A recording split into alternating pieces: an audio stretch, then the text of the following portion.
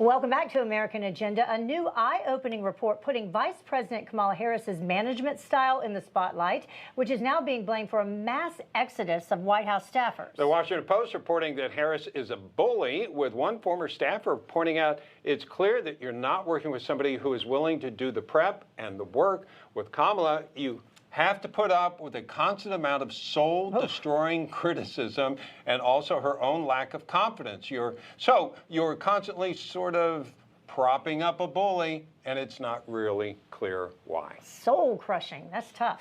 So, with her new reputation and her staff creating this mass exodus, other than that, though. Yeah, other than that, everything's okay. It's all okay. What does this mean for Harris's future? Our panel is back with more on this. Ford, I'll start with you. Now a total of 4 of the vice president staffers are set to leave the White House, most notably the top advisor, chief spokesperson to Harris, Simone Sanders, just last week. What do you make of this and the soul-crushing reputation?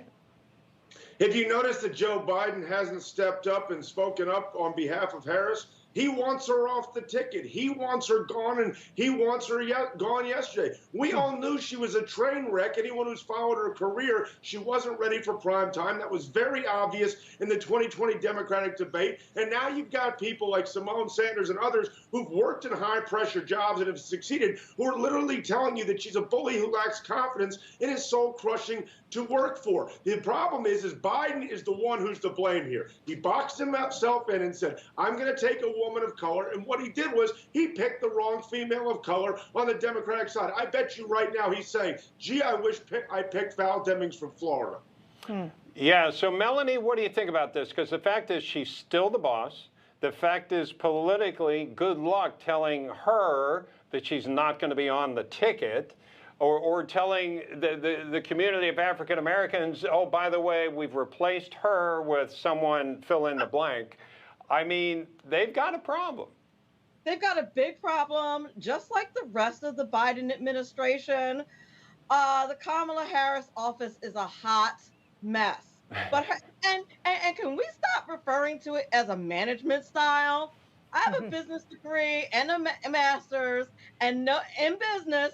And nowhere have I ever seen this as a management style. This is not, there's no textbook management style that says be a big bully, be unorganized, be underprepared, yell at and demean your staff.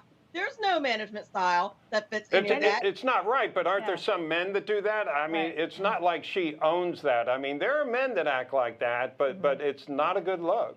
But there's always I was going to say there's always a bizarre response from her office as well. That's true. You had Jen Psaki that randomly on that weekend she sent out a tweet saying we all like her or something like that randomly, and then now you had one of her staffers defending her as well. Deputy Director of Operations for the Vice President David Gins tweeted this out. Saying, you know, I absolutely love my job. Just thought some of you would like to know. I'm taken aback by the bizarre picture there in the corner on the wall. Can't figure out if it's a picture or if it's supposed to be a mirror.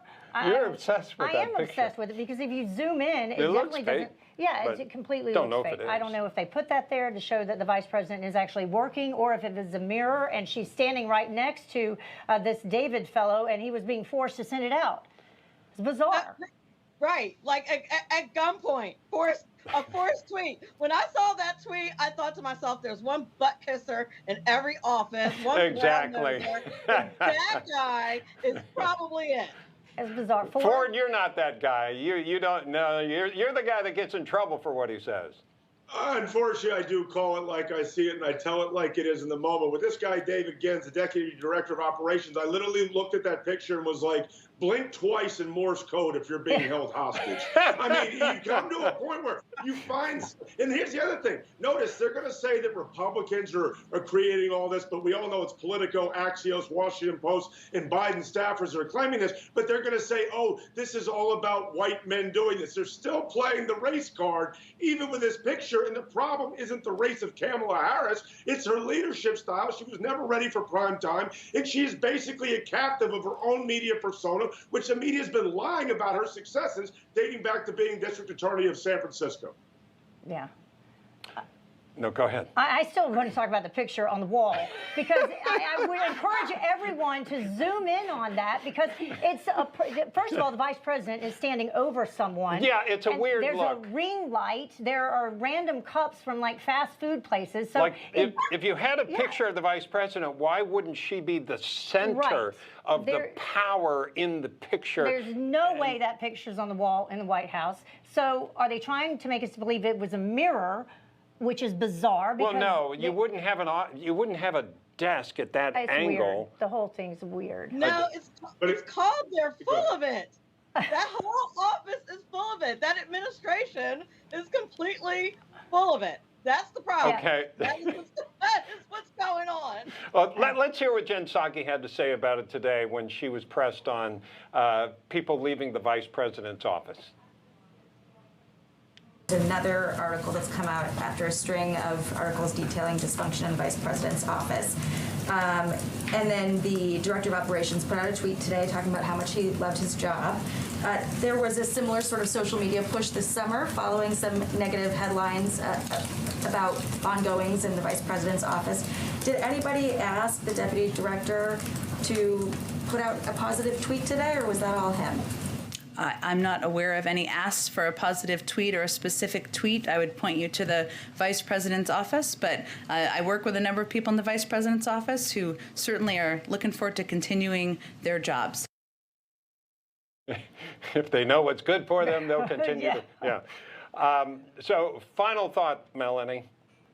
Listen, Kamala Harris is exactly what happens when you hire someone just because of their melanin and their lady parts.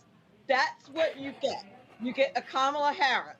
And people need to stop doing that. There are plenty of qualified African-American women, since that was your top criteria. Never would I want to walk into an interview and shake the boss's hand and he say, you know, the first reason why I have you here in the office is because you're Black and a woman.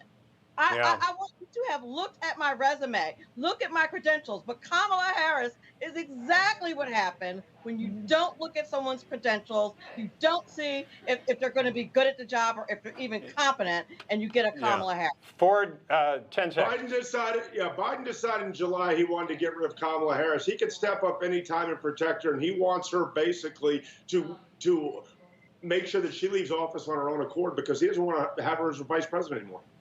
The idea that she's going to leave office? She won't. No, that ain't going to happen. All right, Ford O'Connell, Melanie Collette, thank you so much for being with us.